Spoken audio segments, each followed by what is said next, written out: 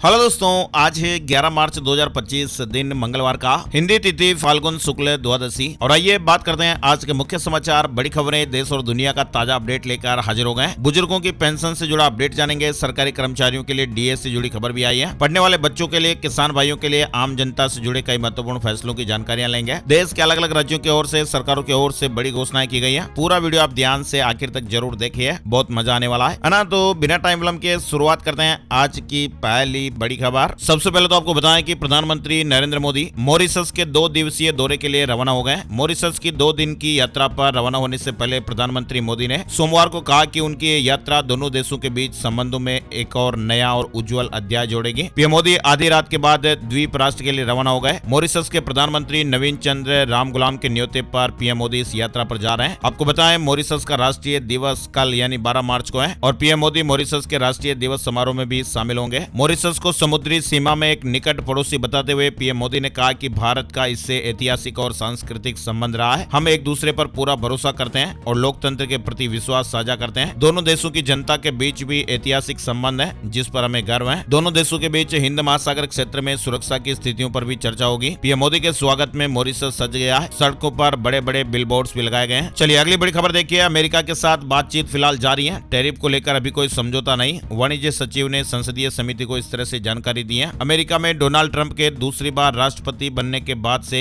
वैश्विक स्तर पर हलचल काफी बढ़ गई है। डोनाल्ड ट्रंप लगातार कठोर सख्त फैसले ले रहे हैं जिसका असर दूसरे देशों के साथ व्यापार पर भी पड़ रहा है और भारत भी इसमें शामिल है। आपको बताएं, डोनाल्ड ट्रंप की ओर से टैरिफ वार शुरू किए जाने के बाद भारत में इस मसले पर मंथन चल रहा है और इस दिशा में बातचीत अभी भी जारी है। वहीं देखिए, जर्मनी में कर्मचारी हड़ताल कर रहे हैं। 13 एयरपोर्ट पर 3400 उड़ानें रद्द करनी पड़ी। 5 लाख यात्री प्रभावित हुए। जर्मनी के सभी एयरपोर्ट के कर्मचारियों ने एक दिन की हड़ताल बुलाई और इसकी वजह से भारतीय समय अनुसार सोमवार को पूरे देश की हवाई यात्राएं वहां ठप हो गई। देश की 25 लाख सरकारी कर्मचारियों वाली वेरेडी यूनियन ने सैलरी बढ़ाने की मांग को लेकर इस हड़ताल का ऐलान किया था। चलिए अगली बड़ी खबर देखिए। फरवरी में घरेलू वेज थाली की कीमत 1% घटी है। टमाटर और एलपीजी के दामों में कमी आने का असर दिखाई दिया। नॉन वेज थाली सालाना आधार पर 6% महंगी हुई है। चलिए बड़ी खबर देखिए। संसद में बजट सत्र के दूसरे चरण की सोमवार से शुरुआत हो गई। दूसरा चरण 10 मार्च यानी सोमवार से शुरू होकर 4 अप्रैल तक चलेगा और बजट सत्र के दूसरे चरण के दौरान सदन में हंगामा भी देखने को मिला। विपक्ष ने वॉकआउट कर दिया। राहुल गांधी ने कहा कि देश भर में वोटर लिस्ट पर सवाल उठ रहे हैं। विपक्ष चाहता है कि गड़बड़ी पर चर्चा हो। वहीं डीएम के सांसदों का ट्राई लैंग्वेज पर भी हंगामा देखने को मिला है। यानी कुल मिलाकर कहें कि संसद के बजट सत्र का जो दूसरा फेज है वो सोमवार को हंगामे के साथ ही शुरू हुआ। संसद में साइबर अपराध, बैंक धोखाधड़ी का मुद्दा भी उठा। सख्त कानून बनाने की मांग की गई। सोमवार को राज्यसभा में साइबर अपराधों, बैंक धोखाधड़ी, सोशल मीडिया के दुरुपयोग के मुद्दे भी उठाए गए। सदन में सदस्यों ने इन मुद्दों को लेकर चिंता जताई। साथ ही सरकार से इनके समाधान के लिए कड़े और प्रभावी कदम उठाने की मांग की गई है। इसके अलावा आपको बताएं कि अब इंडिया में घुसपैठ करने वालों की खैर नहीं। आज लोकसभा में इमिग्रेशन और फॉरेनर्स बिल 2025 भी पेश होने वाला है। मोदी सरकार अवैध घुसपैठ और अप्रवास पर शिकंजा कसने की तैयारी कर चुकी है और इसके लिए संसद के बजट सत्र में आज लोकसभा में अप्रवास और विदेशी विधेयक 2025 पेश किया जाएगा और इस बिल के मुताबिक भारत के बाहर किसी भी स्थान से आने वाला कोई भी व्यक्ति भारत में हवाई, जल, थल मार्ग से प्रवेश नहीं करेगा या फिर प्रवेश करने का प्रयास नहीं करेगा जब तक कि उसके पास वैध पासपोर्ट या अन्य यात्रा दस्तावेज या फिर वैध वीजा ना हो। अगर किसी विदेशी नागरिक फर्जी पासपोर्ट या ट्रेवल डॉक्यूमेंट की मदद से भारत में दाखिल होता है तो उसकी सजा कम से कम 2 साल और अधिकतम बढ़कर अब 7 साल हो जाएगी। साथ ही जुर्माना 1 लाख रुपए से बढ़कर 10 लाख रुपए तक हो सकता है। चलिए अगली बड़ी खबर आ रही है। कोर्ट की कार्यवाही की लाइव स्ट्रीमिंग पर होनी चाहिए स्पष्ट गाइडलाइन। केन्या में आयोजित एक कार्यक्रम में भारत के अगले सीजेआई जस्टिस बीआर गवई ने महत्वपूर्ण वक्तव्य दिया है। उन्होंने अपने वक्तव्य में अदालती सुनवाई के दौरान के जो छोटे छोटे क्लिप वायरल हो रहे हैं इन पर चिंता जताई है। उन्होंने कहा कि अदालत की कार्यवाही की लाइव स्ट्रीमिंग के लिए स्पष्ट गाइडलाइन स्थापित करने की जरूरत पर जोर दिया है। बड़ी खबर देखिए। चुनाव से पहले बिहार का सियासी पारा बढ़ाएंगे कन्हैया कुमार। 16 मार्च से शुरू करेंगे नौकरी दो पलायन रोको यात्रा। कांग्रेस नेता कन्हैया कुमार अब बिहार में भी एक्टिव होने वाले हैं। विधानसभा चुनाव से पहले वो 16 मार्च को बिहार यात्रा पर निकलेंगे और उनकी इस यात्रा का नाम नौकरी दो पलायन रोको होने वाला है। राजधानी दिल्ली से जुड़े अपडेट देखिए। होली के बाद दिल्ली विधानसभा का सत्र शुरू होने वाला है। 25 मार्च को बीजेपी सरकार अपना पहला बजट पेश करेगी।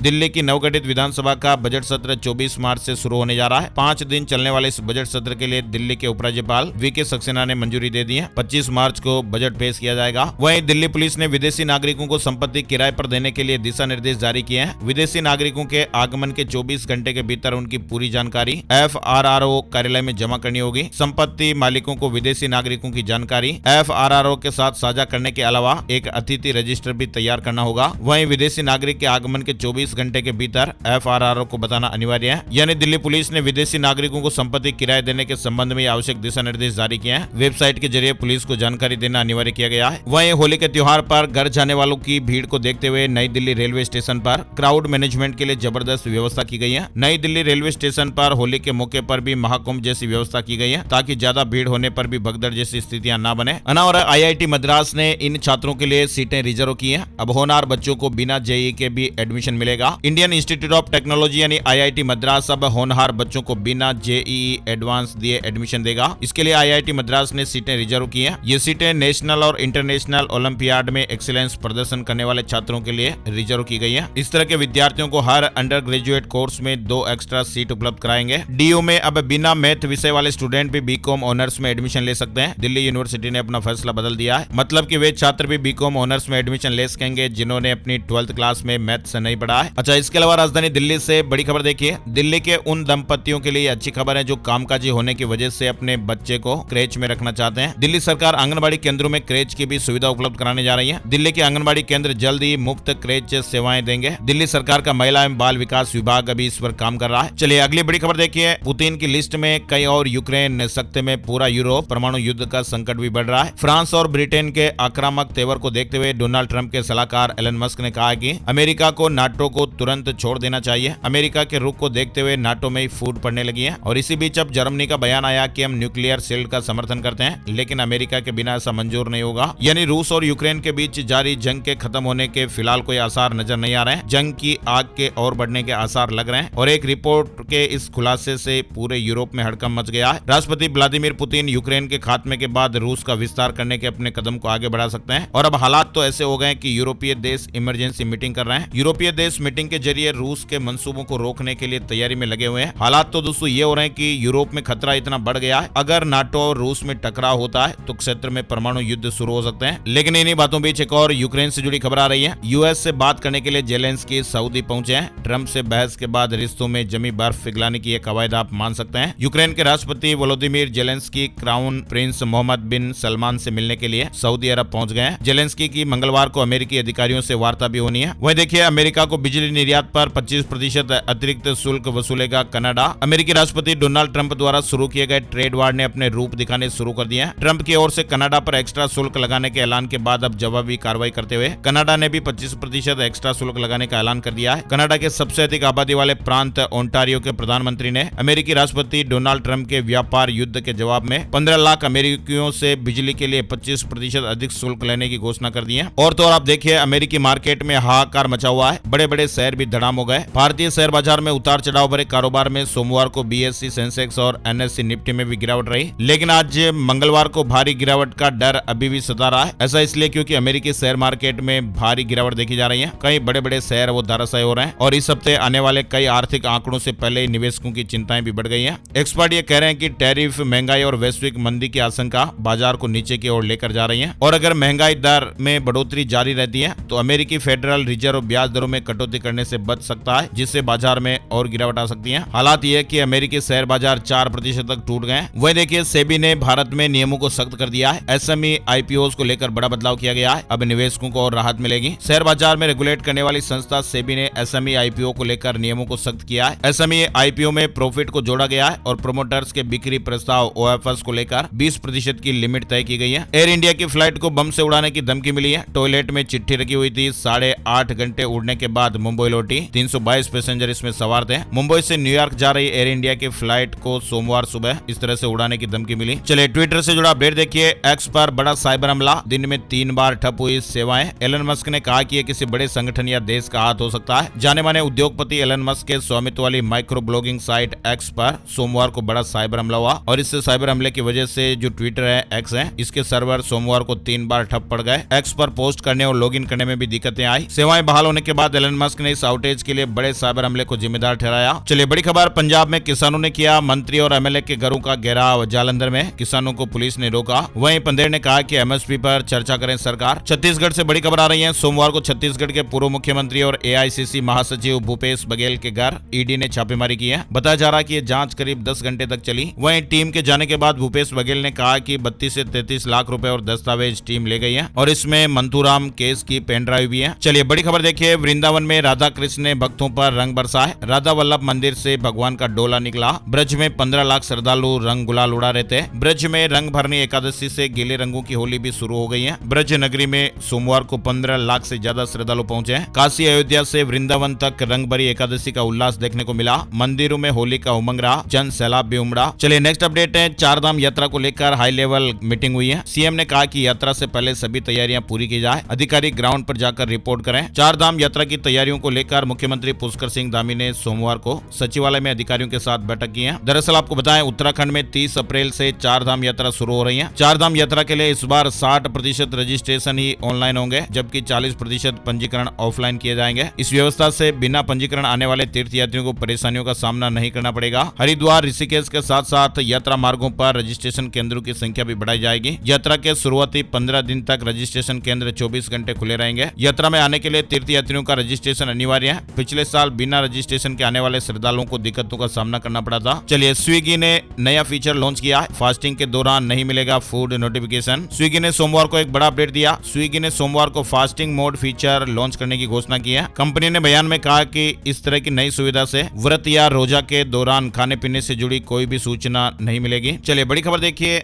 बिकने जा रहा है सरकारी बैंक और बोली लगने वाली है। केंद्र सरकार और एलआईसी की भी इसमें भारी हिस्सेदारी बताई जा रही है। आईडीबीआई बैंक के विनिवेश की प्रक्रिया रफ्तार पकड़ रही है। सरकार ने इसके डेटा रूम से जुड़ी सभी समस्याओं को सुलझा लिया है और इससे इस बैंक के प्राइवेटाइजेशन के अगला चरण का रास्ता अब साफ हो गया है। जांच परख का काम भी लगभग पूरा हो चुका है। वहीं आपको बताएं, विदेशों में संपत्ति रखने वाले या खरीदने वालों की संख्या में लगातार इजाफा हो रहा है। केंद्रीय वित्त मंत्रालय के आंकड़े बता रहे हैं कि 30,000 से ज्यादा टैक्स पेयर्स ने 29,000 करोड़ रुपए की विदेशी संपत्ति घोषित की है। सीबीडीटी के एक अभियान के बाद ये बड़ा खुलासा हुआ है। लोन से जुड़ी खबर देखिए, सूक्ष्म और छोटे मझोले उद्यमों यानी एमएसएमई को लोन देने के लिए बैंक अब किसी थर्ड पार्टी एजेंसी या एमएसएमई के टर्नओवर की जानकारी पर निर्भर नहीं रहेंगे। बैंक बाहरी मूल्यांकन पर निर्भरता के बजाय अपनी आंतरिक क्षमता विकसित करेंगे और ये पूरी तरह से डिजिटल और डेटाबेस पर आधारित होगी। इसके लिए वित्त मंत्री निर्मला सीतारमण ने नया क्रेडिट मूल्यांकन मॉडल लॉन्च कर दिया है, जिसकी घोषणा भी आम बजट में की गई थी। यानी इस मॉडल की मदद से लोन के लिए एमएसएमई को बैंक जाने की आवश्यकता नहीं होगी। वे कहीं से भी आवेदन कर सकते हैं और किसी भी प्रकार की कागजी कार्रवाई भी नहीं करनी पड़ेगी। महाकुंभ में नहाने के लिए क्या उपयुक्त था गंगा जल? वैसे हमने आपको कल वाले वीडियो में भी इसको लेकर एक जानकारी शेयर की थी। फिलहाल सरकार का लोकसभा में जवाब आया है। केंद्र सरकार ने लोकसभा में बताया कि महाकुंभ के दौरान प्रयागराज में गंगा का पानी नहाने लायक था। सरकार ने सीपीसीबी की एक नई रिपोर्ट का हवाला दिया है। ये रिपोर्ट पहले की रिपोर्ट से अलग है। पहले वाली रिपोर्ट में पानी को नहाने लायक नहीं बताया गया था, लेकिन सीपीसीबी की जो नई रिपोर्ट आई है इसमें नई बातों का जिक्र है और ये बड़ा अपडेट आया है कि वो जो पानी था वो नहाने लायक था।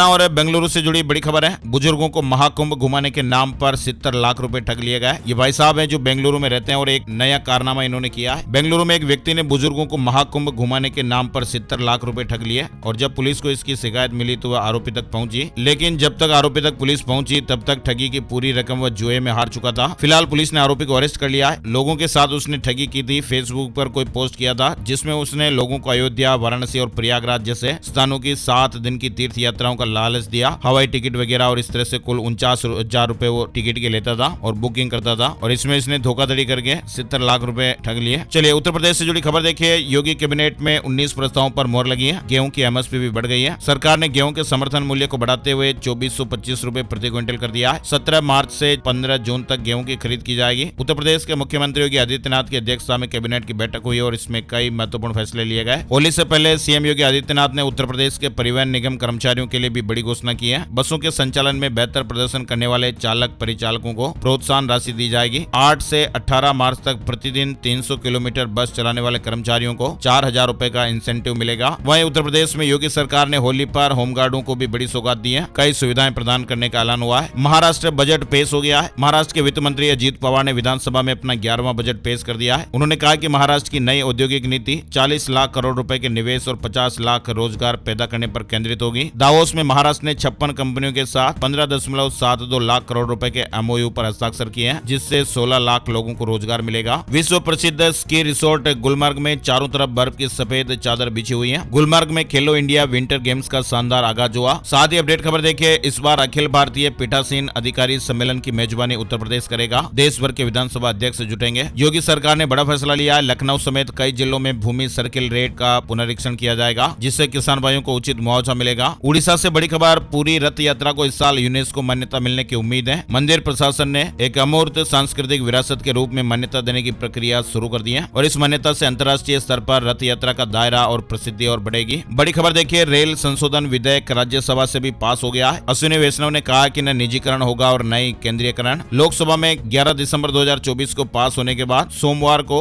रेल संशोधन विधेयक 2024 ध्वनि मत से राज्यसभा में भी पारित हो गया है। ये विधेयक रेलवे बोर्ड के गठन और रेलवे कानूनों को और सरल बनाएगा और इससे रेलवे बोर्ड और ट्रेनों को चलाने में और स्पष्टता और आसानी रहेगी। केरल के सबरीमाला मंदिर में भक्तों के दर्शन का रूट बदल दिया गया है। सबरीमाला के भक्त लंबे समय से रूट बदलने की मांग कर रहे थे। अब टीटीबी ने सबरीमाला में दर्शन मार्ग को बदलने का फैसला किया है, जिससे भक्त सन्निधानम में 18 पवित्र सीढ़ियां चढ़ते समय सीधे दर्शन कर सकेंगे। ये परिवर्तन मासिक पूजा के दौरान 15 मार्च से ट्रायल के लिए लागू किए जाएंगे और विश्व पूजा के दौरान 12 दिनों तक जारी रहेंगे। मध्य प्रदेश का 9वां, भारत का 58वां टाइगर रिजर्व बना Madhav national park. Current affair से जुड़े सवाल बन सकते हैं, ध्यान दीजिएगा। मध्य प्रदेश के माधव नेशनल पार्क को भारत के 58वें टाइगर रिजर्व का दर्जा मिल गया है और इसके साथ ही मध्य प्रदेश का 9वां टाइगर रिजर्व बन गया है। मनी लॉन्ड्रिंग मामले में ईडी का बड़ा एक्शन। जयपुर, नोएडा और मुंबई समेत 16 जगहों पर ताबड़तोड़ छापेमारी की गई है। वहीं आपको बताएं, असम देश का पहला राज्य बनने जा रहा है जिसका अपना उपग्रह होगा। सीएम हेमंत बिस्वा ने कहा कि इसके लिए इसरो से बातचीत चल रही है। देश में पहली बार किसी राज्य का अपना उपग्रह होगा और जल्दी ऐसा करने वाला असम देश का पहला राज्य बनेगा। असम सरकार ने सोमवार को घोषणा की है कि उसका अपना उपग्रह होने वाला है।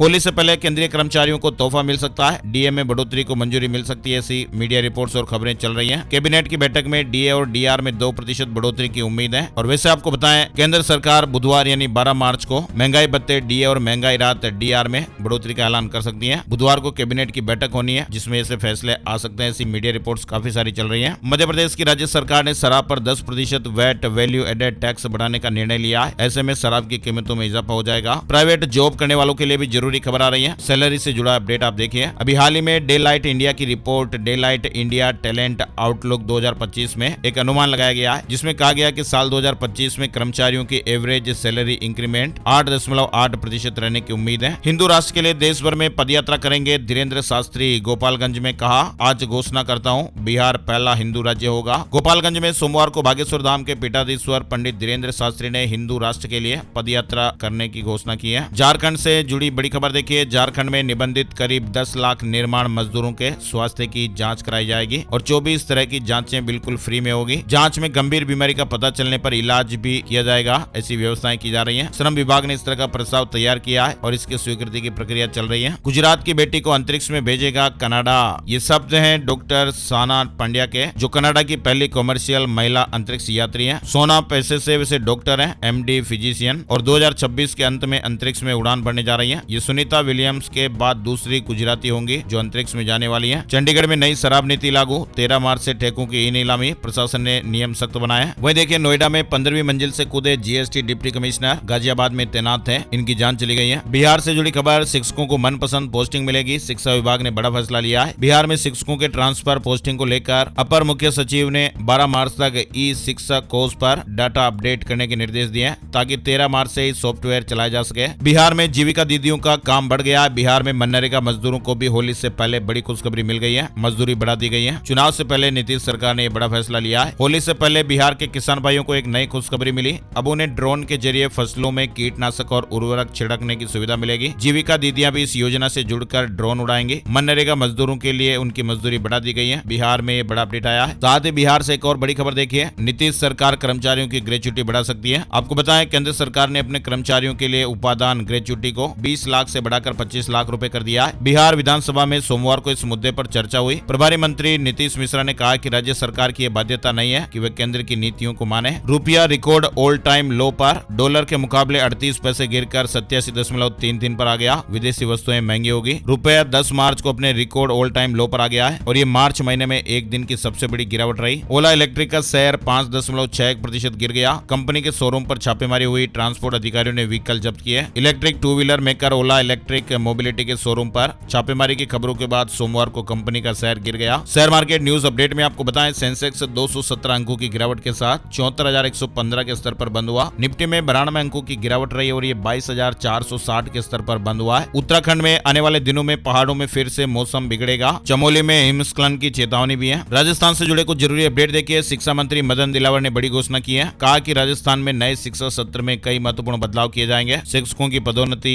रिक्त पदों को भी जल्द से जल्द भरा जाएगा। शिक्षकों के लिए भी जिम्मेदारियां तय की जाएगी। वहीं राजस्थान में बुजुर्गों की पेंशन को लेकर भी बड़ा अपडेट आया है। राजस्थान की भजनलाल सरकार ने 91 लाख सामाजिक सुरक्षा पेंशन लाभार्थियों के भौतिक सत्यापन की तारीख बढ़ाने का निर्णय लिया है। सत्यापन की अंतिम तिथि 31 मार्च तक बढ़ा दी गई है। भौतिक सत्यापन हर साल अनिवार्य है। हर साल नवंबर में सभी लाभार्थियों का भौतिक सत्यापन अनिवार्य रूप से किया जाता है। इस बार सत्यापन प्रक्रिया 31 मार्च तक बढ़ा दी गई है ताकि अधिक से अधिक लाभार्थी सत्यापन करा सकें और उनकी पेंशन डिस्टर्ब ना हो। बुजुर्गों की पेंशन से जुड़ी बड़ी खबर है। आरपीएससी से जुड़ा अपडेट भी देखिए। आरपीएससी डिजी लॉकर से जांच लेगा कैंडिडेट की डिग्री और मार्कशीट। केंद्रीय मंत्रालय ने आयोग को ऐप का एक्सेस दे दिया है। भर्ती प्रक्रिया में अब समय कम लगेगा। यानी राजस्थान लोक सेवा आयोग अब फर्जी डिग्री और मार्कशीट से भर्ती होने वालों पर भी लगाम कसने वाला है। आयोग को राष्ट्रीय ई गवर्नेंस प्रभाग, इलेक्ट्रॉनिक्स और सूचना प्रौद्योगिकी मंत्रालय की ओर से डिजी लॉकर के एक्सेस की अनुमति मिल गई है। वहीं देखिए, राजस्थान बोर्ड 10वीं की परीक्षा साल में 2 बार करवा सकता है। जैसा कि आपको मालूम ही होगा, केंद्रीय माध्यमिक शिक्षा बोर्ड सीबीएसई की तर्ज पर राजस्थान बोर्ड भी साल में 2 बार परीक्षा कराने की तैयारी में है। सीबीएसई के पहले सत्र के नए पैटर्न के रिजल्ट की स्टडी के बाद इसे लागू किया जा सकता है। इसकी तैयारी शुरू कर दी गई है। राजस्थान राज्य में सेकेंडरी और सीनियर सेकेंडरी में करीब 20 लाख परीक्षार्थी सालाना परीक्षा देते हैं। शिक्षा मंत्री मदन दिलावर ने कहा कि किसी भी अच्छे नवाचार का हमेशा स्वागत करते हैं। सीबीएसई की ओर से अच्छा कदम उठाया गया है और ऐसे में हमारे यहाँ भी यही सिस्टम फॉलो किया जा सकता है। फिलहाल ये शुरुआती चरण है।